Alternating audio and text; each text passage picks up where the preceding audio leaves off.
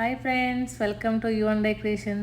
చూసారుగా, నోరు ఊరుతుందండి చూడంగానే. అసలు నోట్లో అయితే నాకైతే వాటర్ వచ్చేస్తున్నాయి. ఆ లెమన్ రైస్ని, ఆ కలర్ని, అలా టెక్స్చర్ చూస్తుంటే బాబ్బా ఏముందండి టేస్ట్. సో ఇంకా ఆలస్యం ఎందుకు, మీరు కూడా మీ ఇంట్లో ట్రై చేసి ఎలా ఉందో చెప్పండి ఫ్రెండ్స్.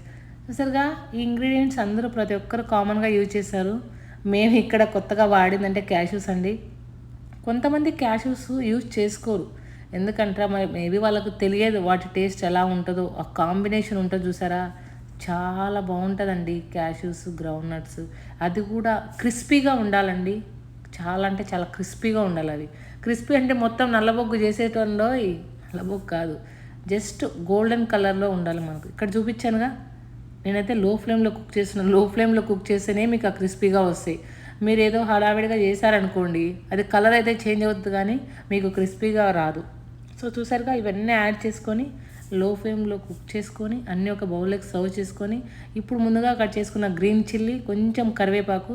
మీ దగ్గర, నా దగ్గర అయితే డ్రై కరివేపాకే ఉందండి, ఎండిన కరివేపాకు. మీ దగ్గర ఫ్రెష్గా ఉంటే అది కూడా యూజ్ చేసుకోవచ్చు. స్టవ్ ఆఫ్ చేశాక కొంచెం పసుపు వేసి మొత్తం కలిపేసి పక్కకు పెట్టుకోవాలి.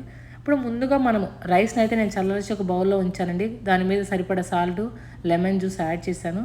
సో ఇప్పుడైతే మొత్తం అంతా ఒకసారి మిక్స్ చేయాలండి, అప్పుడు కలుస్తుంది. దానిపైన మనం ఫ్రై చేసుకున్న క్యాష్యూస్, గ్రౌండ్ నట్స్ యాడ్ చేసి, ఇప్పుడు పోపుని యాడ్ చేసి మిక్స్ చేసి, దానిపైన కొంచెం కొత్తిమీర యాడ్